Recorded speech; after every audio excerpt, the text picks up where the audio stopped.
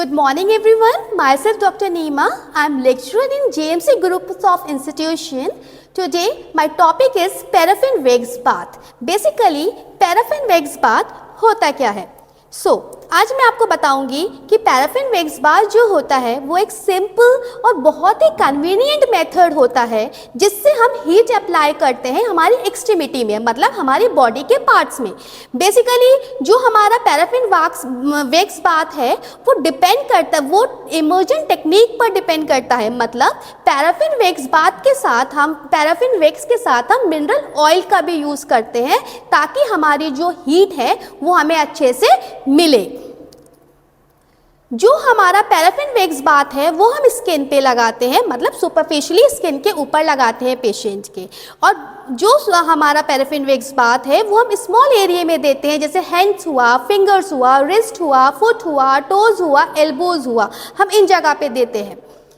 अब आता है हमारा कि हमारे पैराफिन वैक्स बाथ की कैरेक्टरिस्टिक्स क्या होती हैं। जो पैराफिन वैक्स बाथ है उसकी जो हीटिंग है वो बहुत धीरे धीरे होती है। अगर हम कंपेयर करें पैराफिन वैक्स बाथ को वाटर से, तो हमारा पैराफिन वैक्स बाथ जो होता है वो 6 टाइम लोअर होता है पानी से। तो जैसे कि हमारा पैराफिन वैक्स का जो टेम्परेचर होता है उसका जो लो मेल्टिंग पॉइंट होता है 55 डिग्री सेल्सियस होता है। और जैसे कि मैंने आपको स्टार्टिंग में बताया था कि ये इमर्जन टेक्निक पे डिपेंड है। इसका मतलब है कि हम पैराफिन वैक्स के अंदर जब मिनरल ऑयल मिलाते हैं तो हमारा जो पैराफिन वैक्स का टेम्परेचर है वो कितना हो जाता है 40 से 44 डिग्री सेल्सियस। तो जो पेशेंट है वो पैराफिन वैक्स बाथ का टेम्परेचर जो है वो इजीली टॉलरेट कर लेता है as compare to the water. अगर वाटर का टेम्परेचर 55 डिग्री सेल्सियस होगा तो क्या हम उसमें हाथ डाल पाएंगे? हम बिल्कुल नहीं डाल पाएंगे, हमें बर्निंग के चांसेस ज़्यादा हो जाएंगे। लेकिन पैराफिन वैक्स बाथ पे पैराफिन वैक्स के अंदर जब हम मिनरल ऑयल मिलाएंगे तो जो हमारा टेम्परेचर है बॉडी उसका पैराफिन वैक्स का वो हमारी बॉडी टॉलरेट कर लेगी। ये हमारा पैराफिन वैक्स बाथ होता है।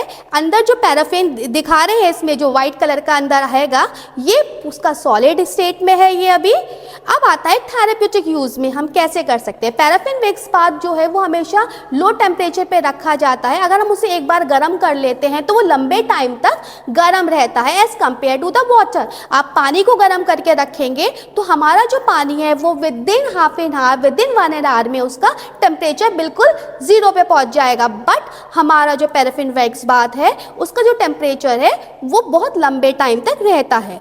और जो पैराफिन वैक्स बाथ है उसकी जो हीट है उसकी जो डेप्थ है वो 1 सेंटीमीटर तक जाती है। जब भी हम पैराफिन वैक्स बाथ किसी भी पेशेंट को लगाते हैं, सपोज हम एग्जांपल ले लेते हैं अपने नी जॉइंट का, अगर हम नी जॉइंट पे पैराफिन वैक्स बाथ लगाते हैं तो 1 सेंटीमीटर अंदर तक उसकी हीट पेनिट्रेट होती है। अब आता है कैरेक्टरिस्टिक्स में सेकंड पॉइंट, ये सेल्फ इंडक्शन इंसुलेटर होता है। मतलब इसमें मॉइस्ट हीट होती है। जैसे कि जब भी हम पैराफिन वैक्स लगाते हैं पेशेंट को तो इसमें हीट प्रोड्यूस होती है और साथ में स्वेटिंग भी होती है। आपने हमेशा देखा होगा जब भी हम पेशेंट को वैक्स लगाएंगे तो वैक्स और स्किन के बीच में एक ड्रॉपलेट्स आती हैं वाटर की जिसे हम कहते हैं स्वेटिंग। वो पैराफिन वैक्स बाद जब हम पील ऑफ करते हैं, हटाते हैं, तो वो वाटर के कंटेंट स्वेटिंग टाइप हमारे स्किन में रहता है और उस टाइम वो इवेपोरेट नहीं होता है, लेकिन धीरे धीरे कुछ टाइम बाद वो इवेपोरेट हो जाता है। थर्ड इसकी कैरेक्टरिस्टिक्स है ये इट इज़ एनर्जेटिक, मतलब ये हमें पेन में बहुत अच्छा रिलीफ देता है। अब आता है हमारा कि equipments use for paraffin wax application. अब इक्विपमेंट्स जब हम यूज़ कर रहे हैं उसको हम अप्लाई कैसे कर रहे हैं। वैक्स जो होती है पैराफिन वैक्स उसको हम पैराफिन बाथ में रखते हैं, जिसलिए हम कहते हैं पैराफिन वैक्स बाथ। जो हम उसके अंदर पानी मिलाते हैं पैराफिन वैक्स के अंदर और हम उसके अंदर ऑयल मिलाते हैं। हम इसलिए मिलाते हैं पानी ताकि हमारी वैक्स जो है वो इजीली मेल्ट हो जाए। और बेसिकली ट्रीटमेंट देने से पहले हमें 3 से 4 घंटे पहले हमें उसे मेल्ट करना बहुत ज़रूरी होता है। नेक्स्ट देखिए, ये जो हमारा डायग्राम है ये हमारी सॉलिड वैक्स है और ये जो डायग्राम है, ये जो हमारी इमेज हैगी, इसमें मैंने दिखाया है आपको मेल्ट हुई हुई मतलब पिघली हुई वैक्स। मेल्ट होने के बाद हमारी वैक्स ऐसे दिखती है। अब अब आता है कंपोजिशन ऑफ पैराफिन। अब पैराफिन हमारे पास हैगा, लेकिन हम अब उसे कैसे बनाएंगे, कैसे उसे हम पैराफिन वैक्स बाथ में रखेंगे। तो जो हमारा पैराफिन वैक्स है उसमें हम मिनरल ऑयल मिलाते हैं और उसका रेशियो होता है 7:1, मतलब 7 is the ratio of paraffin and 1 is to ratio of mineral oil. अब हमारा नेक्स्ट आता है ऑपरेशन ऑफ द ऑपरेटर्स, मतलब हम पैराफिन वैक्स बाथ हमारे पास हैगा। एज अ फिजियोथेरेपिस्ट हमारे क्लिनिक्स पे रहता है, हमारी ओपीडीज में रहता है, हॉस्पिटल्स में रहता है, हम उसे ऑपरेट कैसे करेंगे। नॉर्मली पैराफिन वैक्स का मेल्टिंग पॉइंट जैसे कि मैंने स्टार्टिंग में बताया था 55 डिग्री सेल्सियस होता है। ये बात बहुत बड़ा होता है तो उसकी कैपेसिटी इतनी होती है कि उसमें 25 kg का पैराफिन इजीली आ जाता है। जब 25 kg का पैराफिन हमारे पास होगा, राइट, देखिए मैं जिसमें रेड लाइट लगा रही हूँ, 25 kg का पैराफिन होगा तो उसमें हम कितना ऐड करेंगे, 5 लीटर का लाइट पेट्रोलियम ऑयल। ठीक है, जो मिनरल ऑयल है उसमें हम यूज कर सकते हैं पेट्रोलियम ऑयल। तो 25 किलो में हम 5 लीटर का पेट्रोलियम ऑयल मिला सकते हैं। क्यों? क्योंकि हमारा जो मेल्टिंग पॉइंट है वो स्लो हो जाएगा और पेशेंट को बर्न के चांस बिल्कुल नहीं होंगे। जब भी हम पैराफिन वैक्स अपने पेशेंट को अप्लाई करते हैं तो हमारा पेशेंट कभी उससे बर्न नहीं होता। क्यों? क्योंकि उसमें ऑयल होता है। ओके, नेक्स्ट हमारा आता है कि अगर मुझे अपने पेशेंट को ट्रीटमेंट देना है पैराफिन वैक्स का तो मुझे मोडालिटी को स्विच ऑन करना पड़ेगा 1 घंटे पहले प्रायर टू द ट्रीटमेंट। हम रेंडमली नहीं दे सकते because patient has to wait, और इससे बेटर है कि हमें पहले 1 घंटा पहले उसे ऑन कर देना है स्विच, सो दैट हमारा इजीली वो मेल्ट हो जाए। वन मोर थिंग, पेशेंट को हम जब भी पैराफिन वैक्स देंगे, राइट, तो पहले हमें क्या करना है, टेम्परेचर, जो always check the temperature before applying to the patient. जब भी हम अपने पेशेंट को पैराफिन वैक्स देंगे तो पहले हमें टेम्परेचर चेक करना होता है उसका। ओके, नेक्स्ट, अब हम care of the paraffin bath. अब पैराफिन वैक्स बाथ हमारे पास है लेकिन हमें उसका केयर, उसकी हाइजीन का भी तो ध्यान रखना होगा। तो सबसे पहले देखिए केयर में क्या होता है, जब भी हम पेशेंट की बॉडी के पार्ट में किसी में भी लगाएंगे, बेसिकली ये स्मॉल पार्ट्स बॉडी एक्सट्रीमिटीज़ में दिया जाता है, हैंड्स में, फिंगर्स में, फुट में, नी जॉइंट में, एल्बो जॉइंट में, लेकिन उससे पहले हमें पेशेंट की बॉडी पार्ट को क्लीन करना है। बेसिकली आपको ये पता होगा, हम फिजियोथेरेपी की कोई भी मोडालिटी पेशेंट को अप्लाई करते हैं उससे पहले हमें पेशेंट का part to be treated has to be clean before. Okay, next, जो हमारा पैराफिन वैक्स बाथ है उसको हम हर 6 महीने में जो है उसको क्लीन करेंगे। जब और क्लीन कैसे करेंगे, जब हमारा पैराफिन लिक्विड स्टेट में होगा, सॉलिड स्टेट में तो हम उसे क्लीन कर ही नहीं सकते हैं, तो हम उसे क्लीन कब करेंगे, जब वो हमारा लिक्विड स्टेट में होगा। अब हम थर्ड उसकी केयर में क्या है, remove and clean the slat. Remaining paraffin can be removed and sediments removed with the paper and towel. हम पैराफिन वैक्स बाथ के नीचे जो जम जाता है सेडिमेंट्स, जो भी डस्ट पार्टिकल्स हमारे नीचे, जब हम पैराफिन वैक्स बाथ के अंदर सेडिमेंट्स हो जाते हैं तो हम उन्हें पेपर या टॉवल से क्लीन करेंगे। फिर उसके बाद हम जो पैराफिन है उसको वापस उसमें भी डाल सकते हैं, जो हमारे पैराफिन वैक्स बात है उसमें डाल सकते हैं, या फिर हम नया पैराफिन वैक्स उसमें ऐड कर सकते हैं अगर ज़रूरत हो तो। अब आता है physiological response to paraffin wax bath. अब पैराफिन वैक्स बाथ हम अप्लाई कर रहे हैं बट हमारी बॉडी में उसका क्या फिजियोलॉजिकल रिस्पॉन्स हो रहा है, राइट। तो पहला है हमारा हीट प्रोडक्शन, हीट प्रोड्यूस होगी। तो हीट कैसे प्रोड्यूस होगी, जैसे ही हम पैराफिन वैक्स अपनी बॉडी में अप्लाई करेंगे तो पहले 2 मिनट में क्या होगा, फर्स्ट 2 मिनट्स में हमारी स्किन का टेम्परेचर इंक्रीज होगा, कितना, 12 डिग्री सेल्सियस से 13 डिग्री सेल्सियस तक। और जैसे ही लगाने के बाद हम उसे टॉवल से या मैकिंटॉश से रैप करेंगे तो उसका टेम्परेचर ड्रॉप हो जाएगा।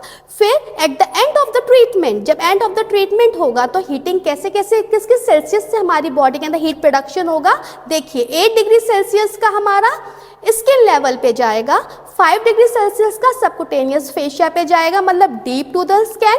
2 डिग्री सेल्सियस से 3 डिग्री सेल्सियस का हमारा कहाँ पे जाएगा, superficial layer of the muscles, मतलब मसल्स की ऊपरी लेयर पे। अब सेकंड आता है सर्कुलेटरी इफेक्ट।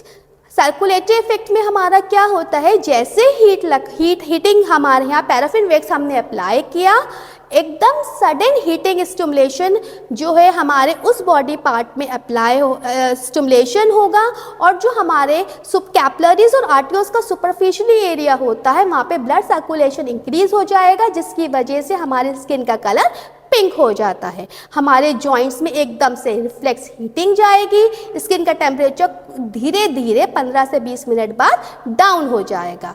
और हमारा जब हमारी वैक्स लगेगी और वैक्स लगने के बाद जब हटेगी तो उसके बाद क्या होगा, वैसोडाइलेशन होगा, जिसका ये मतलब है जो हमारी ब्लड वेसल्स की वॉल होती है, उनमें रिलैक्सेशन फील होगा वैसोडाइलेशन होने के बाद। और one more thing, exercise after wax is important and increase range of motion and muscle strength. हमेशा एक्सरसाइज से पहले वैक्स कराना ज़रूरी होता है, क्योंकि इससे हमारी रेंज ऑफ मोशन इंक्रीज होता है और हमारी मसल्स में स्ट्रेंथनिंग आती है। नेक्स्ट आता है एनर्जेटिक इफेक्ट। जब हमें पैराफिन वैक्स लगाकर आराम लगेगा तो एनाल्जेसिक इफ़ेक्ट बहुत अच्छा होता है इसके अंदर। ये बहुत इंपॉर्टेंट इफ़ेक्ट होता है, इसमें पेशेंट को रिलैक्सेशन लगता है, काल्मनेस लगता है, हमारे टिश्यूज़ में लगता है। और ये एक्सरसाइज से पहले पैराफिन वैक्स बाथ बहुत ज़रूरी होता है सुपरफिशियली हमारे जॉइंट्स के लिए, जब भी हम कोई मोबिलाइजेशन देते हैं किसी भी पेशेंट्स को। नेक्स्ट फिजियोलॉजिकल रिस्पॉन्स होता है स्ट्रेचिंग इफ़ेक्ट। जब भी हम लोग पेशेंट को वैक्स लगाते हैं तो वैक्स हमारी मसल्स को, जॉइंट्स को सॉफ्ट कर देता है, जिसकी वजह से हमारी स्ट्रेचिंग जो हम देते हैं स्कार्स में, एडहेशन में, तो वो बहुत ज़्यादा यूज़फुल होती है। नेक्स्ट आता है इंडिकेशन। इंडिकेशन का मतलब होता है हम किस कंडीशन में दे सकते हैं, पेन और मसल स्पाज में हम दे सकते हैं, अडीमा में और इन्फ्लामेशन में दे सकते हैं। ये जल्दी से हमारे इन्फ्लामेशन, जैसे ही हम PWB देते हैं तो अडीमा इन्फ्लामेशन में हीट जनरेट होती है और अडीमा और इन्फ्लामेशन रिड्यूस होता है। नेक्स्ट हम दे सकते हैं post traumatic swelling of hands and feet. कोई भी एक्सीडेंट के बाद स्वेलिंग हो गई हो हाथ में और पैर में, हम दे सकते हैं। स्वेलिंग जैसे कि यूमेटॉइड अर्थराइटिस होता है, स्मॉल जॉइंट्स पे होता है, बेसिकली स्वेलिंग आ जाती है, स्टिफनेस आ जाती है पेशेंट में। उस कंडीशन में अगर हम PWB दे तो बहुत ही ज़्यादा रिलैक्सिंग होता है, इसमें स्वेलिंग में काफ़ी आराम देता है। Swelling of the hands in degenerative joint disease, जैसे कि हैंड्स में डिजेनरेटिव जॉइंट डिजीज़ में हमारी ऑस्टियोआर्थराइटिस भी आ सकता है, ठीक है। तो उसमें अगर स्वेलिंग है तो पेशेंट को बहुत ज़्यादा रिलैक्सिंग लगता है। एडहेशन एंड स्कार्स, वैक्स हमेशा सॉफ्ट करता है हमारे बॉडी पार्ट्स को, हमारी मसल्स को, और अगर उसके बाद हम कोई भी मोबिलाइजेशन देते हैं और स्ट्रेचिंग प्रोसीजर्स देते हैं तो वो बहुत ज़्यादा हेल्पफुल होता है। अब आता है कॉन्ट्राइंडिकेशन, मतलब हम किन कंडीशन में इसको नहीं दे सकते हैं। Impaired skin sensation, hot cold sensation test, मतलब जब भी हमारे पास कोई पेशेंट आता है हम उसको PWB देते हैं तो हमें उसका हॉट और कोल्ड सेंसेशन टेस्ट करना चाहिए। क्यों? क्योंकि अगर पेशेंट को हॉट का नहीं पता, कोल्ड का सेंसेशन ही नहीं है, वहाँ पे उस जगह के नमनेस है, पैरेस्थीसिया है, तो उस कंडीशन पे हम देंगे तो बर्न के चांसेस ज़्यादा हो सकते हैं। और सेकेंडली पेशेंट की सेंसेशन लॉस फुल्ली भी हो सकती है। सेंसेशन टेस्ट बहुत ज़रूरी होता है, अगर पेशेंट को सेंसेशन आ ही नहीं रहा है तो हम उसको नहीं देंगे, तो इट इज़ कॉन्ट्राइंडिकेटेड। नेक्स्ट आता है some dermatological condition, eczema, dermatitis, psoriasis, बहुत सारी स्किन कंडीशंस होती हैं, डर्मेटोलॉजिकल डिजीज़ होती हैं, स्किन डिजीज़ होती हैं, उसमें हम नहीं देते हैं पेशेंट को, ये कॉन्ट्राइंडिकेटेड होती है। सर्कुलेटरी डिसफंक्शन, जैसे किसी पेशेंट को वेरिकोस वेन है, DVD है, आर्टियल डिजीज़ है, हम उसमें भी पेशेंट को नहीं देते हैं। एनाल्जेसिक ड्रग्स पेशेंट की चल रही है, पेशेंट दवाई खा के आ रहा है, उसको तो ये भी नहीं पता उसको दर्द हो रहा है, हीटिंग सेंसेशन आ रही है, क्योंकि उसकी हीट सेंसेशन इम्पेयर्ड रहेगी, तो हम उसमें भी नहीं दे सकते। Infection and open wound, infection हो रहा है और खुली हुई चोट है, हम उस कंडीशन में भी पेशेंट को नहीं दे सकते हैं, it is contraindicated. Cancer, tumour और ट्यूबरक्लोसिस की कंडीशन में भी हम पेशेंट को नहीं दे सकते हैं, क्योंकि इससे क्या होगा, अगर हमने इन केस दिया तो इसका मेटाबॉलिक एक्टिविटीज़ बढ़ जाएगी और ग्रोथ ऑफ कैंसर, ट्यूमर और ट्यूबरक्लोसिस भी बढ़ जाएगा, तो इट इज़ कॉन्ट्राइंडिकेटेड। अगर ग्रॉस एडिमा, काफ़ी एडिमा है, मतलब काफ़ी ज़्यादा स्वेलिंग आ रही है। एडिमा दो टाइप का होता है, पिटिंग एंड नॉन पिटिंग, वो मैं आपको अगले लेक्चर में एक्सप्लेन बताऊंगी एडिमा क्या होता है। फिलहाल ये है कि जब एडिमा होता है पेशेंट को तो हमारी स्किन की लेयर बहुत ही थिन हो जाती है, तो उसमें हमारे बर्न होने के चांसेस ज़्यादा होते हैं, तो इसलिए हम लोग उसमें पेशेंट को नहीं देते हैं, तो it is contraindicated. And last next point is 8 point. जब हम लोग पेशेंट को डीप एक्सरे थेरेपी देते से, पेशेंट ने एक्सरे करवाया, एमआरआई करवाया, उसके बाद पेशेंट हमारे पास आ रहा है, तो हम उसको नहीं देंगे विद इन 3 मंथ्स ट्रीटमेंट से पहले। क्यों? क्योंकि ब्लड फ्लो इसमें डाउन हो जाता है, डिक्रीज हो जाता है और सेंसेशन भी बहुत इम्पेयर्ड हो जाती है। पेशेंट को कभी सेंसेशन आती है, कभी नहीं आती, तो इसलिए हम उस कंडीशन पे नहीं देते हैं। अब आता है एडवांटेज। पीडब्ल्यूबी के क्या क्या एडवांटेजेस होते हैं, मतलब हम एक बार में 2 से 3 पेशेंट को इजीली ट्रीटमेंट दे सकते हैं। ये पेशेंट के लिए बहुत यूज़फुल होता है, क्योंकि पेशेंट जिसमें पुअर हीट टॉलरेट नहीं कर पाते हैं पेशेंट, उनकी स्किन सूखी होती है, और प्लास्टर ऑफ पेरिस मतलब पीओपी हटने के बाद, प्लास्टर हटने के बाद पेशेंट को अगर देंगे तो उसका बहुत अच्छा रिजल्ट आता है, मसल सॉफ्टनिंग होती है।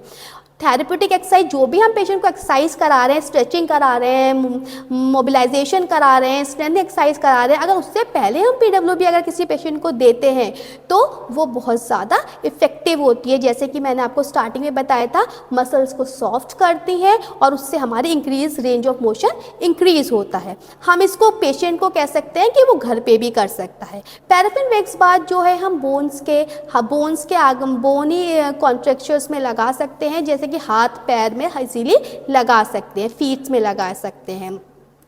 Heat is applied evenly by conductions, मतलब अगर हमने पैराफिन वैक्स बाय अप्लाई किया है, इसका वार्मर और इसका कूलर टेम्परेचर हमेशा यूनिफॉर्म रहता है। ऐसा नहीं है कि स्टार्टिंग में थोड़ा कम लगा, बाद में जाके वो थोड़ा, स्टार्टिंग में थोड़ा ज़्यादा लगा, बाद में थोड़ा कम लगा, नहीं, इसका यूनिफॉर्म टेम्परेचर रहेगा।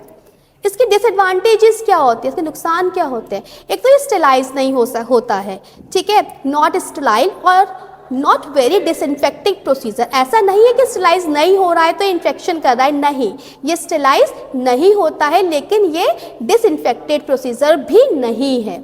इससे एक डिसएडवांटेज ये होता है कि हम जब भी इसे अप्लाई करते हैं तो थोड़ा मेसी टेक्निक होती है, क्योंकि इसमें ऑयल होता है, वैक्स होता है, अगर फ्लोर पे गिर जाता है तो इट विल कॉज स्लिपी, ठीक है, स्लिप होने के चांसेस ज़्यादा होते हैं। तो हम फ्लोर पे जो है मैकिन्टॉश लगाते हैं पहले, उसके बाद हम अप्लाई करते हैं ताकि हमारा फ्लोर प्रोटेक्टेड रहे।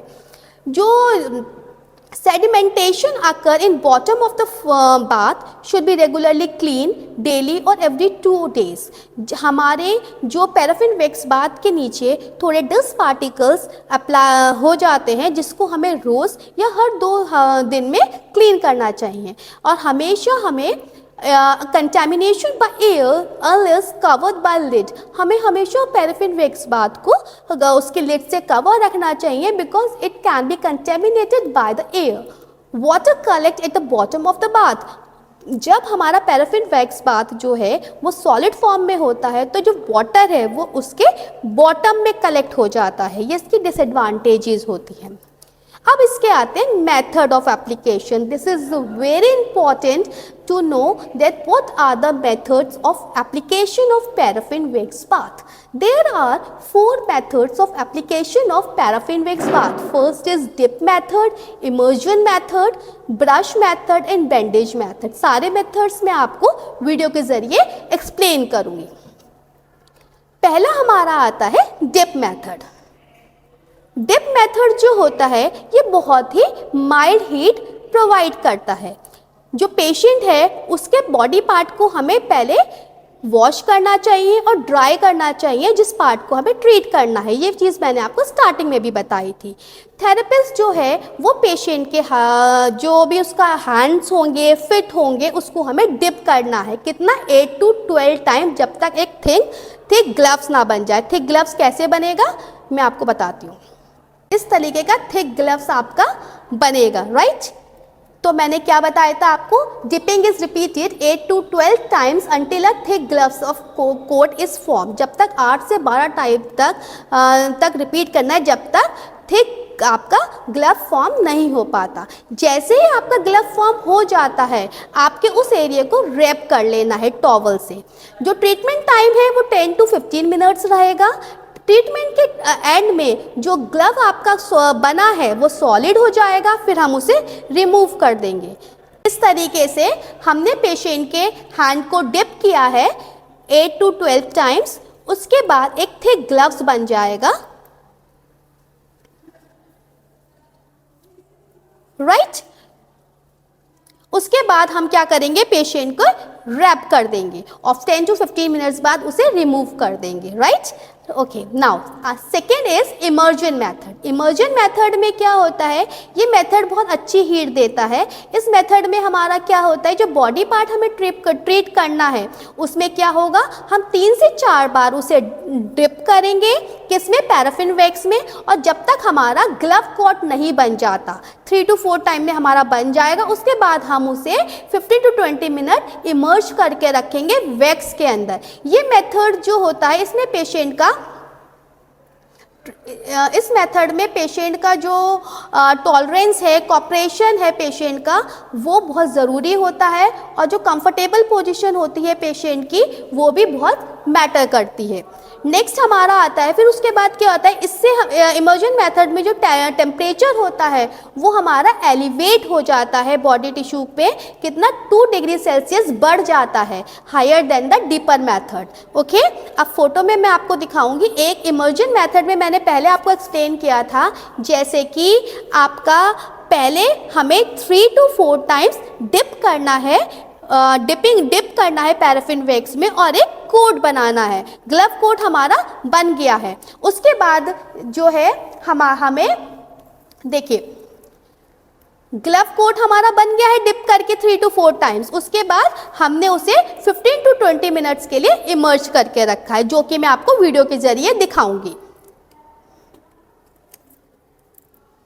देखिए, जैसा कि इसमें दिखाया गया है, 3 to 4 टाइम्स इमर्ज करा, डिप करा गया है, फिर एक फर्म कोट बन गया है, उसके बाद इसको इमर्ज कर दिया जाएगा। This is called the immersion method, right. अब हमारा नेक्स्ट आता है ब्रश मेथड। ब्रश मेथड में क्या होता है, हम 8 से 10 कोटिंग वैक्स की अप्लाई करेंगे जिस एरिया में हमें ट्रीटमेंट करना है पेंट ब्रश से, राइट। उसके बाद हम क्या करेंगे, टॉवल से उसे रैप कर देंगे 10 to 20 मिनट्स के लिए। उसके बाद हम इसे रिमूव कर देंगे, पील ऑफ कर देंगे, जैसा कि हमें इस इमेज में दिखाया गया है। ब्रश मेथड से पेंट ब्रश है और इससे हम बॉडी पार्ट पे पेशेंट की लगा रहे हैं, राइट। नेक्स्ट अब मैं वीडियो के जरिए आपको दिखाऊंगी कि ब्रश मेथड कैसे अप्लाई किया जाता है। देखिए, 8 to 10 कोट हमारे पेशेंट की लगाई जा रही है ताकि एक थिक ग्लव्स बन जाए ऑफ द पैराफिन, राइट। उसके बाद हमारा जो है,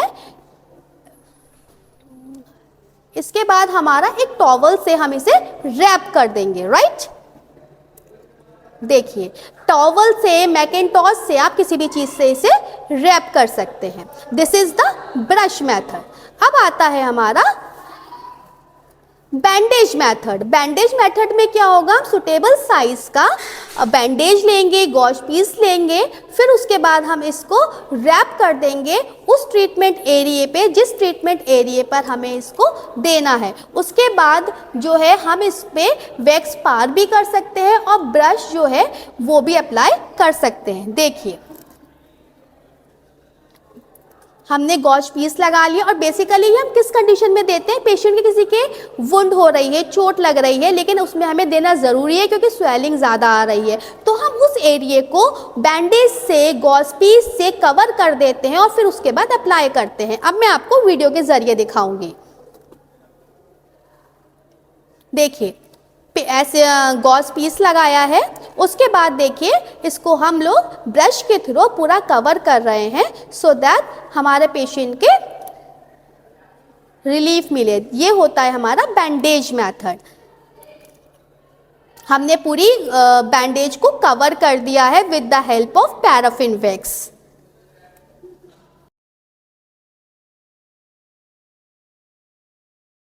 this is known as bandage method. हमेशा 10 नंबर में हमारा ये क्वेश्चन पूछा जाता है कि पैराफिन वैक्स बात को एक्सप्लेन करिए, इसके contraindication, method of application, types of methods, indications. अगर आप 10 मार्क्स में इस पूरे को लिखेंगे तो I am sure that you will get a good marks. Thank you everyone.